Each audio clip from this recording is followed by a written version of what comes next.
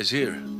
So, um, pwede po bang, Mrs. Diskaya, pwede po bang ibalita nyo sa amin, o ikwento nyo sa amin yung napanood namin sa inyo sa television na sinasabi ninyo.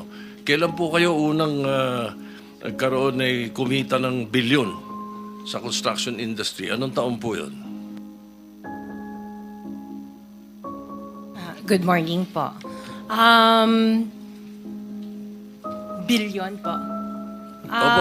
Kwento nung narinig po namin sa television, sinasabi nyo sa interview nyo dahil tinanong kayo kung anong naging gateway para gumanda ang buhay nyo. Sabi nyo kayo hindi naman nakakaangat nung araw. At tapos sabi ninyo ay noong DPWH na kami. Yun po yung sagot ninyo eh. So, at tinanong kung magkano at sabi nyo bilyon. Kailan po itong unang bilyon na kumita kayo?